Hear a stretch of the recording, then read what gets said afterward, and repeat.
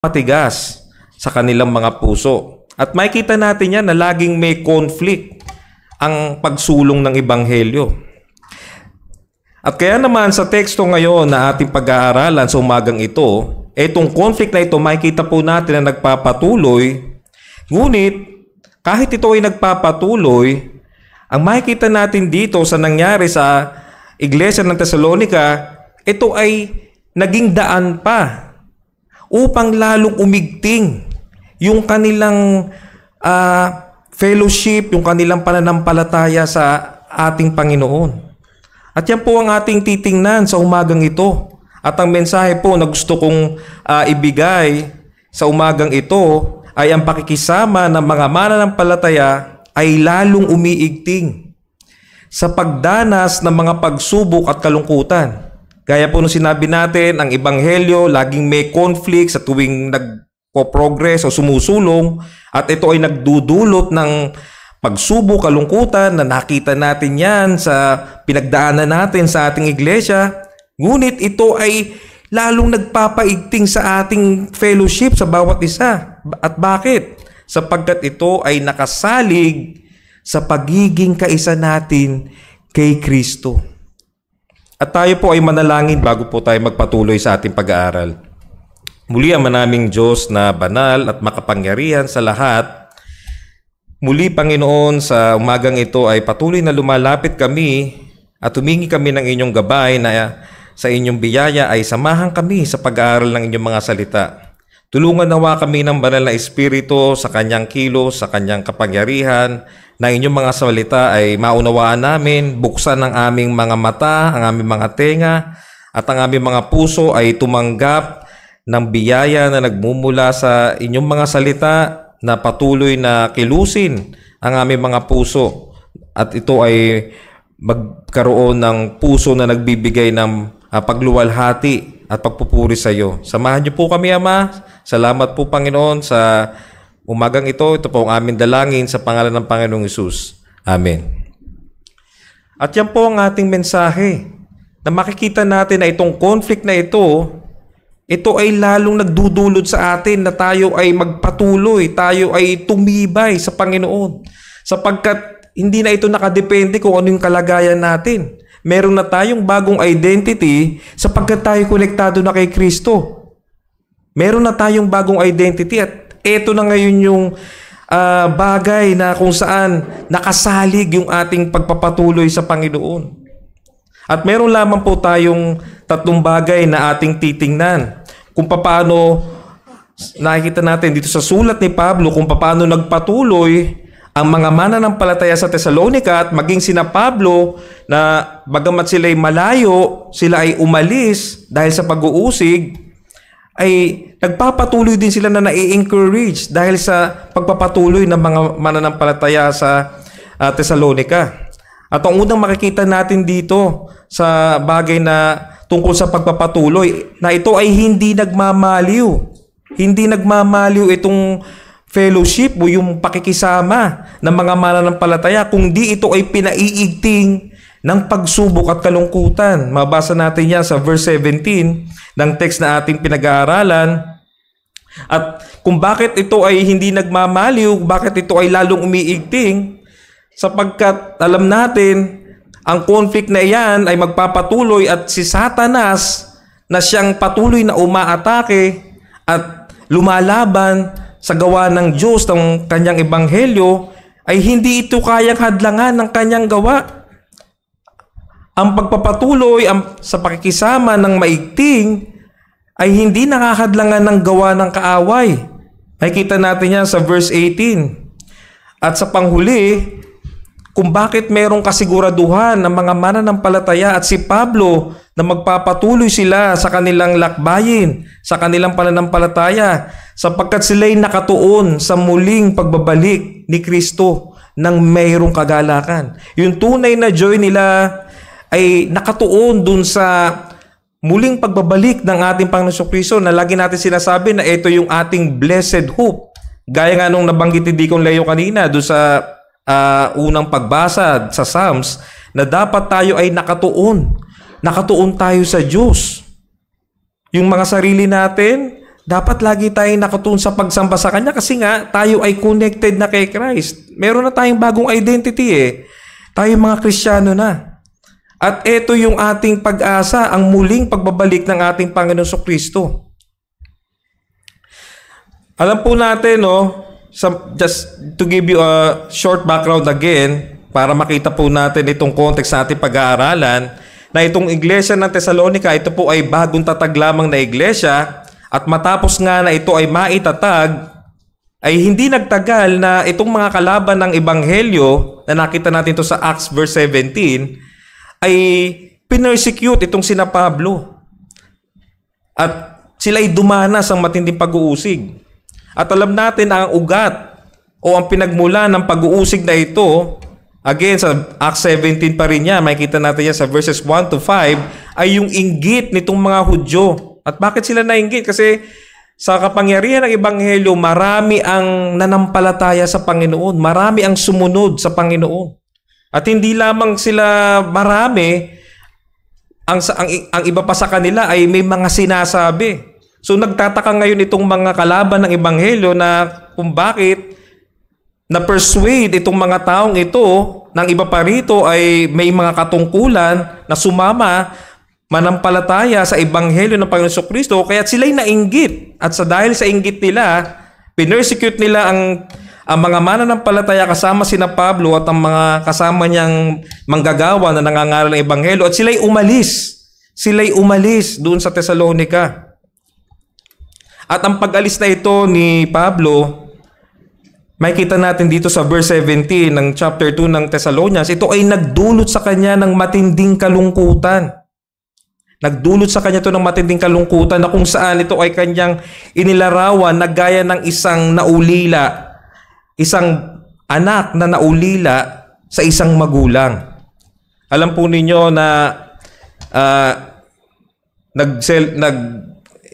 isang taon na po nakakaraan simula nang pumanaw po ang aking ama. At ang bagay na ito na kami ay naulila sa aming ama ay lubos na nagbigay sa amin ng kalungkutan. Ngunit alam namin dahil sa salita ng Panginoon, nandun lagi yung comfort ng Panginoon sa atin. At ang bagay na ito ay hindi madali. Ito ay masakit. Ito ay mahirap na ikaw ay mawala ng isang mahal sa buhay, na naulila ka ng iyong magulang. At ganyan ang naranasan ni Pablo nung siya ay nahiwalay dito sa mga kapatid sa Thessalonica. Sabi po rito sa verse 17, ngunit kami, mga kapatid, na nahiwalay. Take note po, na nahiwalay sa inyo ng maikling panahon sa katawan, hindi sa puso, ay lalong nananabik na makita kayo ng mukhaan. So ito po yung pong salitang nahiwalay dito. Sa English po kasi, dito sa ESV, ang term na ginamit po dito ay, sabi rito, ang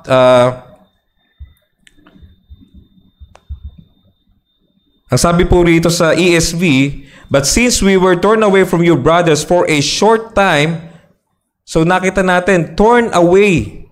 Yung po kasing turn away o yung sa Tagalog ginamit na nahiwalay, ang ibig sabihin po nito, gaya ng sinabi natin, ito yung para kang naulila, para kang namataya ng isang mahal sa buhay. At ganito katindi yung naramdaman ni Pablo na kalungkutan dahil sa kanyang malalim na malasakit dito sa mga mananampalataya sa Thessalonica nung sila'y umalis at nahiwalay.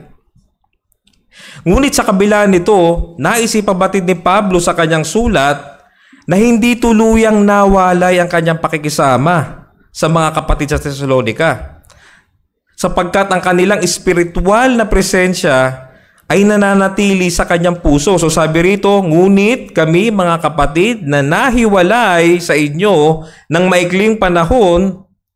So sabi dito, sa katawan, physically, hindi sa puso. So nakita natin, nais ipabatid ni Pablo dito sa kanyang sulat na bagamat kami umalis, hindi kami umalis kasi na-persecute lang kami. Hindi kami umalis kasi inusig kami at bumigay na kami, ayaw na namin. Gaya ng mga sinasabi ng mga umatake sa Ebanghelyo na patuloy na inuusig kayo. Sapagkat bakit po? Kasi po, itong mga umatake sa Ebanghelyo, marahil sinasabi nila sa mga mananampalataya sa Thessalonica na wala na yung ano nyo. Iniwan na kayo ng pastor nyo o iniwan na kayo ni Pablo. Kaya hindi tunay ang ministry niyan, hindi tunay ang malasakit niyan sa inyo. Kaya umalis na kayo dyan. Huwag na kayo dyan sa magpatuloy sa iglesia na yan. Bumalik na kayo sa mundo. Yan ang ginagawang pag-uusig nila.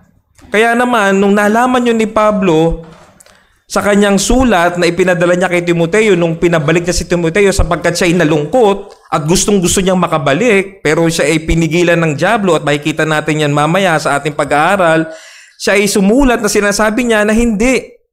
Sa aming mga puso, kayo ay narito pa rin sa aming mga puso. Yung fellowship, bagamat hindi nyo kami nakakasama, sa aming mga puso, naririto kayo. Nandito yung malasakit namin sa inyo.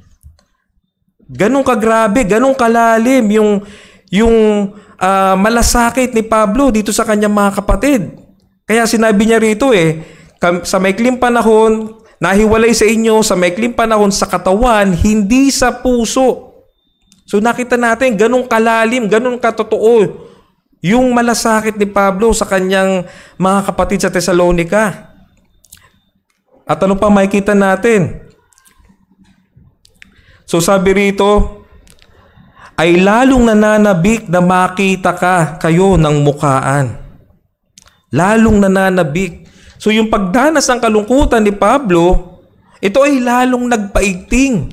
Lalong nagpaigting sa kanyang fellowship o pakikisama sa mga mananampalataya. Hindi ito nagbigay sa kanya ng panghihina, ng despair o kawalan ng pag-asa. Sapagkat bakit? Sapagkat ito ay totoo. Yung tunay na pag-ibig at malasakit niya ay totoo. Sapagkat ito ay una nagmula sa Diyos na siyang umibig sa kanya. At kung bakit siya umiibig sa mga kapatid sa Thessalonica ay dahil sa gawang pag-ibig ng Diyos. Nung siya kinatagpo ng Diyos doon sa daan ng Damasco, nung siya iniligtas ng Diyos. At ano ang punto na nais nating sabihin sa bagay na ito? Na ang pakikisama ng mga mananampalataya ay may tunay at malalim na malasakit sa bawat isa, sapagkat ito ay nagmumula sa pusong binago ng Panginoon. Ito ay may malalim na malasakit at pag-ibig sa isa't isa, sapagkat ito ay nagmumula sa puso na binago ng Panginoon. So ang fellowship dito sa church, hindi ito superficial, hindi ito panglabas lang o nagkukunwari lang o pagmasaya lang tayo at puro magaganda ang ating nararanasan. At pagkatapos noon, pag puro kalungkutan na at pagdurusa ay nawawala na ang fellowship at ito ay tumatabang, ito ay nanghihina na. Hindi yan. Hindi yan ang tunay na fellowship. Kundi ang tunay na fellowship ay dahil sa binagong puso ng Panginoon. Kaya lamang tayo nagpapatuloy na may malasakit sa bawat isa na naririto ngayon, una, upang sambahin ng Panginoon, magbigay ng papuri sa Kanya dahil sa biyaya ng kaligtasan na natamo natin. So yun lagi yung laman ng ating puso na meron tayong ganong pagpapasalamat. Pero yung pag-ibig na yun na naranasan natin sa Panginoon, dahil meron na tayo noon, ito ay naipakikita natin sa ating mga kapatid. At sa tuwing hindi natin nakakapiling ang ating mga kapatid, ito man ay sa kanilang pagkakasakit, ito man ay providensya ng Panginoon dahil sa kanilang trabaho, kung ano man, o kung ito man ay nanghihina sila dahil sa kanilang paglaban sa kasalanan, nandun lagi yung malasakit natin. Kaya mahalaga yung panalangin natin sa bawat isa. Bagamat hindi natin sila nakikita, nandun lagi yung panalangin natin.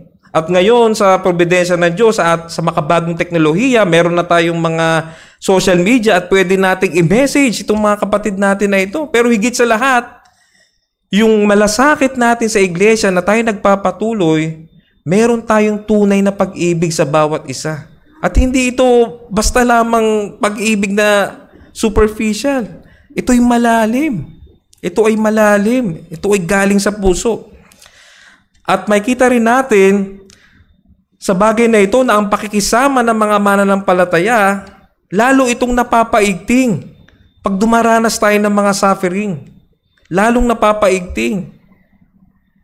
Yan ang tunay na fellowship na ipinagkakalob ng Diyos sa kanyang mga iniligtas.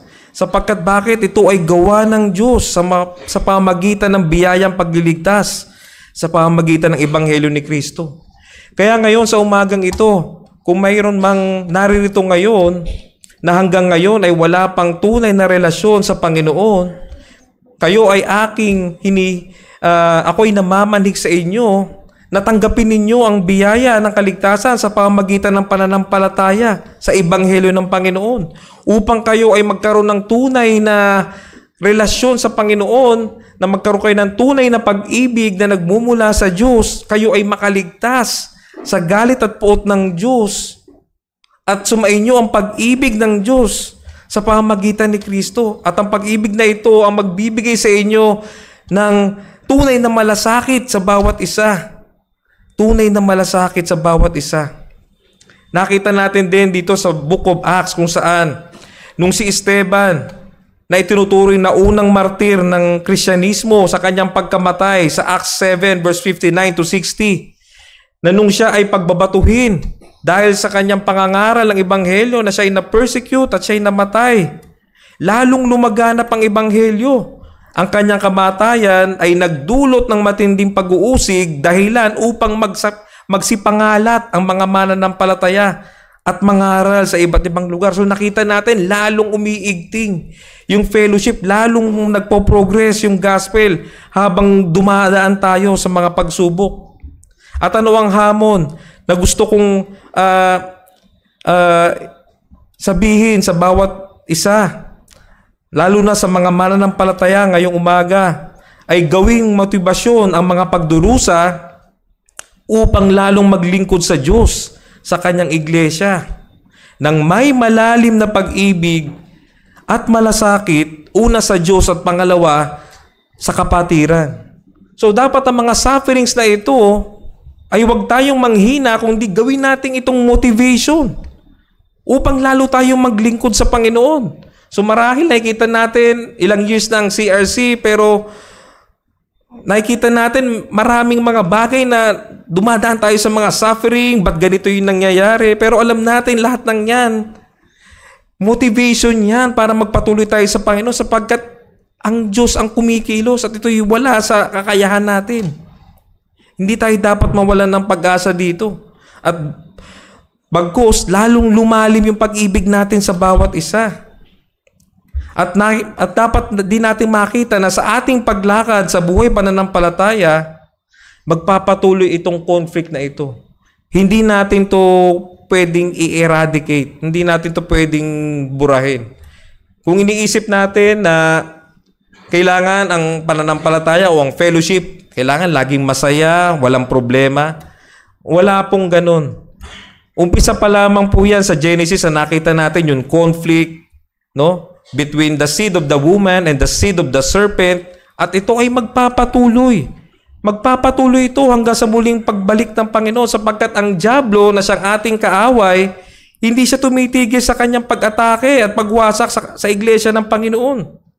Ngunit again, hindi dapat ito maging dahilan upang tayo ay manghina o mawala ng pag-asa, sapagkat bakit? Dahil makikita natin sa susunod na punto natin na hindi nakahadlangan ng gawa ng dyablo ang ginagawa ng Diyos sa kanyang biyaya sa pagpapatuloy ng iglesia. Hindi nakahadlangan ng gawa ng dyablo ang pagpapatuloy na ginagawa ng Diyos sa kanyang biyaya sa kanyang iglesia. So sabi rito sa verse 18, sapagkat nais naming pumunta sa inyo, lalo na akong si Pablo na paulit-ulit na nais makabalik, ngunit tinadlangan kami ni Satanas. So makikita natin dito sa verse 18 na kung saan sinasabi ni Pablo, inilalahad niya yung kanyang matinding malasakit at malalim na pag-ibig, sapagkat sabi niya, paulit-ulit na nais makabalik. So paulit-ulit niyang sinubukan na siya ay makabalik. So nung time na ito na sinulat niya ang unang sulat niya sa mga taga-Tesalonica, siya po ay nasa iglesia ng Corinto, siya po ay nasa Corinthians nung sinusulat niya ito. At alam natin, kung babasahin natin yung 1st and 2nd Corinthians, kung gaano katindi yung persecution, yung pag-uusig na dinanas si Pablo. At ito ay naranasan niya dun sa loob mismo ng iglesia ng Corinto. So nakita natin yung atake ng dyablo, mas matindi ang atake ng dyablo dito sa loob ng church. Yung atake ng dyablo mas matindi dito sa loob ng iglesia. At kaya naman, sinasabi ni Pablo, ito yung puso ko na gusto kong makabalik sa inyo upang ma-encourage kayo, makumusta kayo, maipakita ko yung malasakit sa inyo. Pero ang dyablo, hindi siya tumitigil, hinahadlangan kami ng dyablo. So ano makikita natin dito? Pinapakita dito na mayroong espiritual na digmaan sa pagitan ng dyablo at sa mga tunay na mananampalataya. So church, mga kapatid, tayo po ay nasa isang espiritual na digmaan. Huwag po tayo magtaka kung bakit tayo laging may conflict sa tuwing tayo nagpapatuloy sa pananampalataya. Sapagkat tayo po ay mayroong espiritual na kalaban. Nasa espiritual na digmaan po tayo. Ano pong sabi ng Apostol Pablo sa Ephesians 6 verses 11 to 12? Ito yung kanyang command o yung exhortation niya sa mga mananampalataya sa Efeso. Sabi niya, isuot ninyo ang buong kasuotang pandigma ng Diyos upang kayo'y makatagal.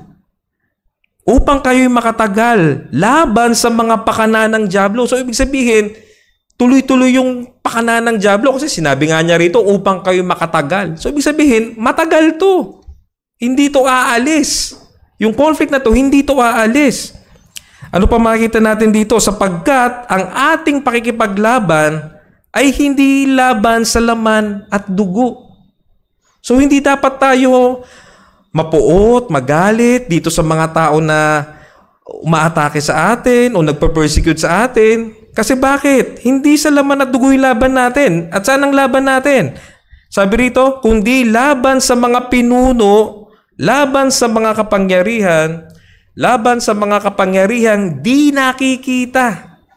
Again, kapangyarihan na di nakikita, ano ito? Spiritual. So, ang laban po ng Kristiyano, ito ay spiritual na laban.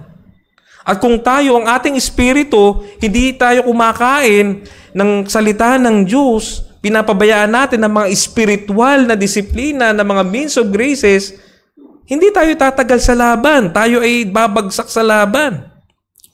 Ang sabi pa rito, sa sanlibutan ng kadilimang ito, yung patuloy na puwersa ng sanlibutang ito, lagi nating nararanasan yan. Laban sa hukbong espiritual ng kasamaan sa kalangitan. At ang dyablo, hindi lamang siya nag-iisa.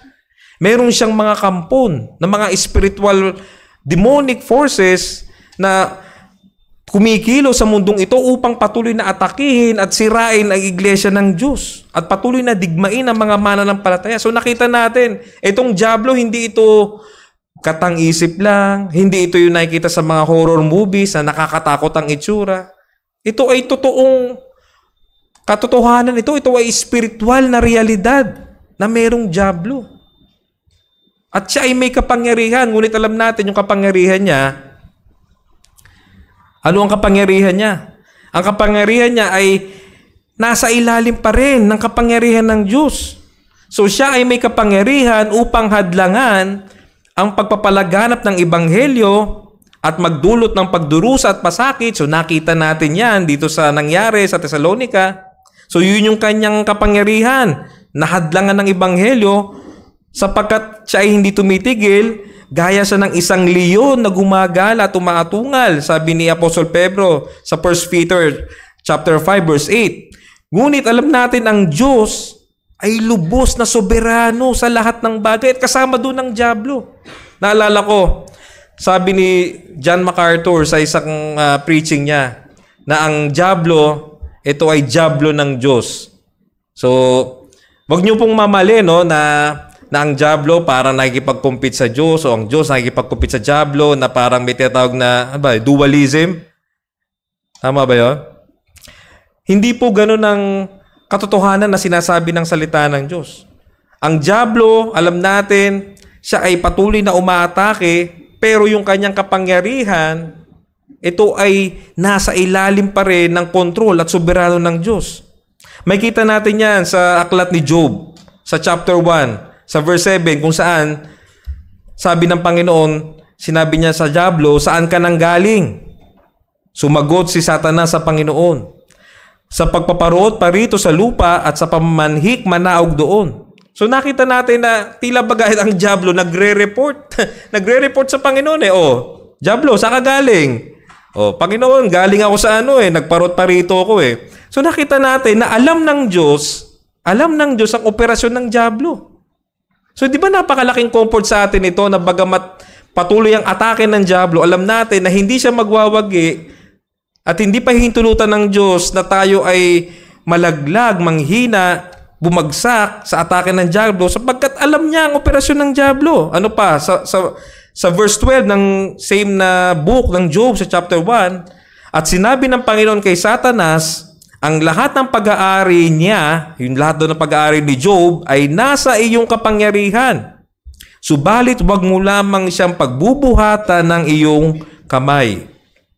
So nakita natin, hindi lamang alam ng Diyos yung operasyon ng dyablo, pero yung kapahintulutan na i-execute ng dyablo o gawin ng dyablo yung kanyang operasyon na sirain tayo, ito ay nasa kapahintulutan, nasa ilalim ng kapahintulutan ng Diyos. At ano ang dapat na maging comfort sa atin dito? Na magpatuloy tayo sapagkat ang Diyos hindi ito kayang sirain ng dyablo, itong ginagawa na magandang bagay na biyaya ng Diyos sa pagpapatuloy natin sa pananampalataya. Makikita rin natin yan sa buhay ni Joseph na kung saan siya ay ipinagbili ng kanyang mga kapatid, no? At sinabi niya sa verse 20 ng chapter 50 ng Genesis na sabi niya, kayo'y nagnasa ng masama laban sa akin. Ngunit inilagay ng Diyos para sa kabutihan kasi nagkaroon ng famine eh. So kung hindi si Joseph napunta sa Ehipto dahil sa ginamit ng Diyos yung hindi magandang bagay na karanasan na siya ay pinagbili ng kanyang mga kapatid, siya ay dumanas ng matinding suffering and persecution, ay malamang ay namatay ang kanyang mga kamag-anak, sila Jacob. At ang kanyang mga anak ay namatay dahil sa matinding famine na nangyari. Sapagkat ang nangyari noon, dumating yung famine, pumunta sila sa Egypt dahil yung Egypt noon, dahil sa wisdom na binigay ng Panginoon kay Joseph, inayos si Joseph yung Egypt dahil alam ni Joseph sa kanyang dream, sa kanyang vision na binigay ng Panginoon sa kanya na magkakaroon ng taggutom. So ginawa niya, ngayon pa lang, sinabi niya sa hari ng Ehipto o sa Paraon na dapat itong gawin natin. Ayusin natin itong bansa natin, mag-imbak na tayo ng mga pagkain sapagkat darating itong famine. At ang lahat ng ito, nakita natin yung providensya ng Panginoon. Na bagamat ang dyablo, nakikita niya, yun lang nakikita niya, yung kanyang operasyon, wala siyang kakayahan na gaya ng sa Diyos, wala siyang omnipresence, wala siyang omnipotence, wala siyang omniscience. Limitado lamang ang kapangyarihan ng dyablo. Akala ng dyablo, mapipigilan na niya ang gawa ng Panginoon. Pero lagi siyang talunan. At nakita natin yan sa pagkamatay ng ating Panginoon Kristo. Na akala ng dyablo na ang pagkamatay ni Kristo ay katapusan na ng ginagawa na paghahari ng Diyos. Pero ito pala ang matinding bagay na pinlano ng Diyos upang ang kanyang pagliligtas ay kanyang gawin upang lalong maihayag ang kanyang pag-ibig, ang kanyang biyaya ng pagliligtas at siya ay lalong mapapurihan. Hindi nakita ng dyablo ang bagay na yun. Akala ng dyablo katapusan na ang pagkamatay ng Panginoon Jesus, pero hindi pala. Ito yung pag-asa ng mga makasalanan upang makaligtas sa ilalim ng kanyang kapangyarihan, ng kapangyarihan ng dyablo. So ano ang hamon na nais kong ibahagi sa umagang ito?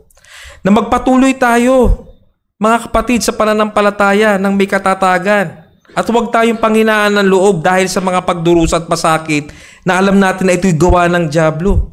Sapagkat ang Diyos ay soberano. Ang Diyos ay soberano, mga kapatid. Ang Diyos ay soberano, kaya hindi po tayo dapat manghina. Sapagkat ang ating pagpapatuloy, gaya po ng narinig natin kanina kay Deacon Leo, na ito ay nakatuon sa muling pagbabalik ni Kristo. So yung ating pagpapatuloy, kung ba't tayo nagpapatuloy, at ito yung ating next point and last point, ito ay nakatuon sa muling pagbabalik ni Kristo ng may kagalakan.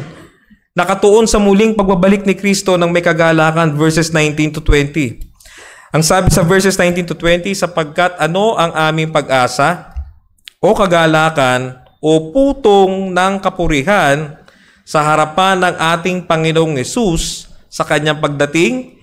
Hindi ba kayo? Verse 20, sapagkat kayo ang aming kaluwalhatian at kagalakan. So, naisabihin ni Pablo sa mga taga-Tesalonica na magpatuloy kayo mga kapatid, bagamat kami wala dyan, kayo ay nasa aming mga puso, kayo ay patuloy namin ipinanalangin, kayo patuloy namin pinapalakas, at sa aming sulat na ito ang encouragement namin sa inyo na ang dyablo ay hindi magpapatuloy ang kanyang pagsira sa inyo, ang pagpersecute sa inyo ay hindi magpapatuloy sapagkat ang Diyos ay iniingatan kayo at dapat nyong ituon ang inyong pag-asa sa muling pagbabalik ng ating Panginoong Jesucristo. So inilahad ni Apostol Pablo na ang kanyang putong o yung corona. Kasi alam niyo po, yung pong ginamit dito sa verse 19, yung sabi rito, ang aming pag-asa o kagalakan o putong ng kapurihan.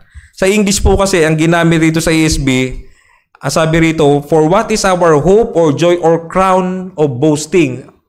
Yung pong putong o yung crown, doon po sa panahon na sinulat ito ni Pablo, meron po kasi mga karere. Alam niyo po, nung panahon nila, nung sa ancient Greek, no, meron pong mga race. At pag nanalo po kayo sa race, doon sa mga sports na kanilang ginagawa nung panahon nila, bibigyan po kayo nung parang corona o yung wreath o yung laurel ba tawag doon. Yung po yung pagkagamit ni Pablo dito na ang takbuhin ng mga mananampalataya ay inahalin tulad niya sa isang karera. So ito pong pagpapatuloy natin, sabi natin kanina, may conflict, ito ay isang karera. So siyempre sa karera, may conflict tayo lagi. Kailangan natin disiplinahin yung sarili natin.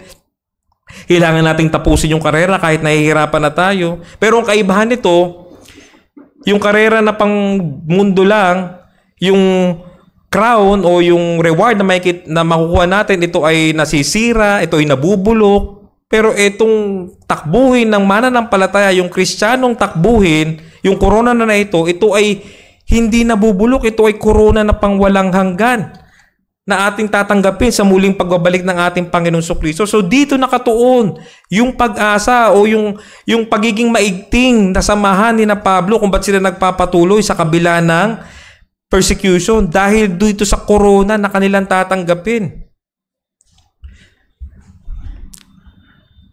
So sabi pa rito sa pagpapatuloy natin, hindi ba kayo?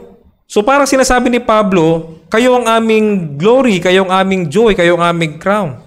Pero parang nagmamalaki si Pablo di ba? Parang dahil sa ministry namin, naging successful ministry namin, naging mga Kristiyano kayo. So nagmamalaki kami dahil sa ministry namin. Pero hindi yun ang ibig sabihin nito.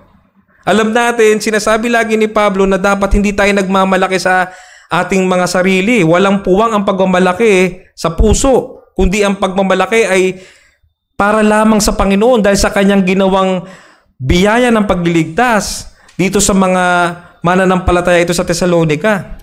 Pero kung bakit sinasabi ni Pablo na parang pinagmamalaki niya ang patuloy na gawa ng Diyos sa pagpapatuloy sapagkat nakita niya na ang Diyos sa kanyang biyaya ang nagsusustain sa mga mananampalataya ito sa Tesalonica. At ito ang bagay na kanyang ipinagmamalaki, na nagmamalaki siya sa gawa ng Diyos. Si Pablo ay hindi nagmamalaki dahil sa kanyang sarili o dahil sa matapat na paglilingkod na kanyang ginawa na nagbunga. Kung hindi siya ay nagmamalaki sa Diyos at ang kanyang ipinagmamalaki ay ang biyayang pagliligtas at pag-iingat ng Diyos sa mga mananampalataya. So ano ang punto na nais nating ibahagi sa bagay na ito? Na ang pagpapatuloy ng mga mananampalataya ay katibayan ng dakilang kaligtasan na biyaya ng Diyos sa kanyang pagkahirang na pag-ibig. Kung bakit tayo nagpapatuloy, ba tayo naririto ngayon at sumasamba sa Diyos? Dahil tayo ay inibig ng Diyos. Tayo ay hinirang ng Diyos. Nakita natin yan sa chapter 1 verse 4. na kung saan sinasabi dito, chapter 1, verse 4, yamang aming nalalaman mga kapatid na minamahal ng Diyos ang pagkahirang sa inyo. So kung bakit lamang tayo nagpapatuloy, dahil tayo ay inibig ng Diyos, tayo ay Kanyang pinili, tayo Kanyang hinirang, wala ito sa sarili natin. At hindi, kaya dapat hindi tayo magmalaki. Kaya sinasabi ni Pablo, huwag kayong magmalaki, hindi ako nagmamalaki. Pinagmamalaki ko ang gawa ng Diyos na pagliligtas sapagkat ito ay dahil sa Kanyang gawa lamang, dahil tayo Kanyang inibig, dahil tayo Kanyang hinirang. At yan ang dapat na makita natin sa umagang ito. Na kung bakit tayo nagpapatuloy, hindi ito sa gawa natin. Hindi ito sa gawa natin. Ito ay sa biyaya ng pagkahirang ng Diyos sa atin. Hindi ba napakalaking comfort niyan? Na wala sa kakayahan natin, wala sa sirkumstansya ng ating buhay, yung ating pagpapatuloy sa Panginoon. Marahil meron dito na nag-i-struggle sa kanyang Christian walk, sa paglaban sa kasalanan, sa pag-uusig. Ito ang dapat mag-comfort sa iyo na ikaw ay hinirang ng Panginoon dahil sa Kanyang pag-ibig. Nung ikaw ay sumampalataya sa Panginoon, ito ay dahil sa Kanyang paghirang sa iyo. Ano pa makikita natin? Ang mananampalataya ay patuloy na pinapabanal ng banal na Espiritu. 1 Peter chapter 1 verse 2, pinili at itinalaga. Again, nakita natin yung electing love ng Panginoon. Dito sa sulat ni Apostol Pedro, pinili at itinalaga ng Diyos Ama at ginawang banal, sinanctified ng Espiritu upang sumunod kay Kristo at mawisikan ng Kanyang dugo. So ikaw ngayon, na mananampalataya, ikaw ay isineperate na. Nagkaroon na yung definitive sanctification, ikaw ay hiniwalay, winisikan ka na ng dugo. Sapagkat ng Old Testament, itong mga ginagamit sa templo ng Panginoon, yung kinoconsecrate para sa pagsamba sa Panginoon, yung mga kagamitan, ito ay winiwisikan ng dugo. At gaya ng pagliligtas ng Diyos sa atin, tayo ay isineperate na upang tayo ay sumamba, sumunod sa Panginoon Kristo sapagkat ang Panginoon Kristo na nagme-may-ari ng buhay natin. Kaya connected na tayo sa Panginoon eh. Yun ay identity natin kasi winisikan na tayo ng Kanyang dugo. So dapat ngayon, ang buhay natin ay maging isang karapat-dapat dito sa ginawang pagliligtas ng Diyos sa atin, mabuhay tayo ng may kabanalan. At yan ang hamon sa atin. Na sineperate na tayo sa ating pagkamakasalanan, wala na tayo sa ilalim ng kapangyarihan ng dyablo, hindi magwawagi ang dyablo sa kanyang pagwasak, sapagkat tayo iniingatan ng banal na Espiritu at tayo ay sineperate na at tayo ay pagmamay-ari na ng Panginoon, hindi na tayo nagmamay-ari sa sarili natin, kaya dapat ipamuhay na natin yung ating identity na yun. So ito nga sinasabi lagi ng mga theologians na yung indicatives, yung mga katotohanan ng identity natin sa Panginoon, yung imperative, ay dapat igawin na natin, ipamuhay na natin. Kristiyano ka na eh. So magpaka-Kristiyano ka na. So ang mga lingkod ng Diyos ay Kanyang instrumento lamang. Again, kami na ng mga nangangaral dito, kami mga under-shepherds lamang. Kami ay mga instrumento lamang ng Panginoon at Kanyang mga alipin. Ang Diyos ang tanging nabibigyan ng papuri, hindi kami na nagsasalita dito sa aming mga paglilingkod. Ang Diyos ang nabibigyan ng papuri. At ang hamon natin sa bawat isa ay ipagmalaki natin ang gawang pagliligtas ng Diyos. Sa pamamagitan ng sa pamamagitan ng pamumuhay na nararapat sa Diyos na siyang tumawag sa atin. So hindi na tayo nagbobo sa ating mga achievements, sa ating mga kayamanan, gaya nung nabanggit din ni Deacon Leo kanina, no? Na hindi na tayo nakatuon dun sa mga yaman sa mundong ito. Bagamat alam natin, lahat ng pangangailangan natin, providensya ng Panginoon, ginagamit niya itong mga material na bagay para i-sustain niya tayo. Pero kaya niya ginagamit natin na yun sa atin ay upang upang mamuhay tayo ng nararapat sa Kanya dahil siya tinawag niya na tayo bilang Kanyang mga anak. So yun ay dapat na ipagmalaki natin ng higit sa lahat. Na makita sa ating buhay na nagmamalaki tayo dun sa biyaya ng Diyos na pagliligtas sa atin. Na dapat na makita sa atin yung malasakit sa kapatiran, sa paggawa ng mabuti sa kapatiran, hindi lamang sa kapatiran, pati outside of the church, na ipalaganap natin ang Ebanghelyo upang ang mga taong ito ay maligtas sa kanilang kalagayan na sila ay nasa ilalim ng kahatulan ng Diyos sa kanyang puot at galit at diretso sa kaparusahan sa impyerno. Yan ang dapat nating ipagmalaki, mga kapatid. Na yan ay magagawa natin kung tayo ay laging nakatuon dun sa muling pagbabalik ng Panginoon Kristo, na yan yung ating blessed hope. Kasi yung hope na sinasabi sa Biblia, yung tunay na hope, hindi ito yung hope na parang hindi ka sigurado. Parang I hope that sana wag umulan ngayon, sana maging maganda weather mamaya. Hindi mo alam Pero itong hope na to, dahil meron itong tiyak, dahil ito ay natapos na ng Panginoon Kristo, itong ginawa niyang pagliligtas sa atin, ito ay tapos na, kumpleto na, meron tayong kasiguraduhan, meron tayong pag-asa. At ang bagay na ito ay laging nagpapaalala sa atin kung gaano kalalim ang pag-ibig ng Diyos na siyang pinagmulan ng lahat ng bagay na ito. Kung tayo ay nagkaroon ng pananampalataya, ito ay dahil lamang sa biyaya ng Diyos. Alam natin yan, hindi natin yan gawa. At makikita rin natin na sa patuloy na pakikipaglaban natin, ang Diyos ay laging tapat at hindi nagkukulang. At ang pakikisama niya ay magpapatuloy hanggang sa kumpletuhin niya ito sa muling pagbabalik ng kanyang anak, ang ating Panginoon Kristo. So yan po ang mga salita na nais kong iwanan sa umagang ito. Kaya patuloy po nating papurihan at luwalhatiin ng Diyos nang may malalim na malasakit sa Kanya, sa Kanyang pag-ibig, sa Kanyang iglesia. At tayo ay mabuhay ng may kalugod-lugod sa Kanyang harapan habang naghihintay tayo sa muling pagdating ng ating Panginoon Kristo. Tayo po ay manalangin. Muli, Ama naming Diyos na banal at makapangyarihan sa lahat, kami po ay lubos na nagpapasalamat. Salamat, Ama, sa biyaya ng kaligtasan na inyong pinagkaloob sa amin, na nakita namin, Panginoon, na kayo ang patuloy na nag-iingat sa amin dahil sa inyong pag-ibig.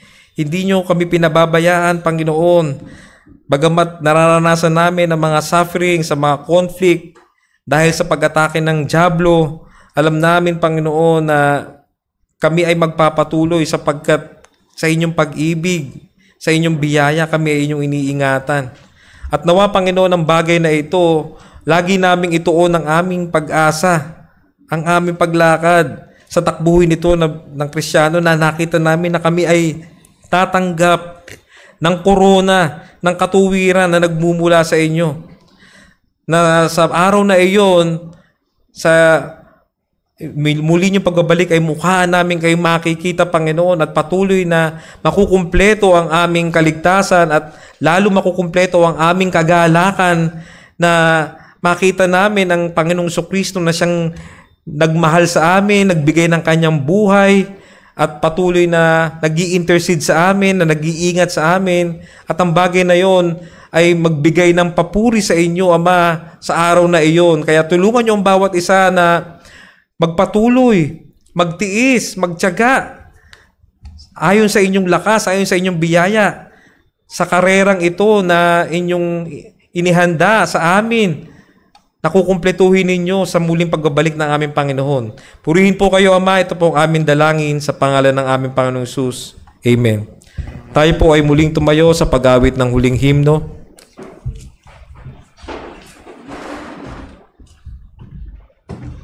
Bilang tugon, tayo po umawit na Kristiyanong Kawal.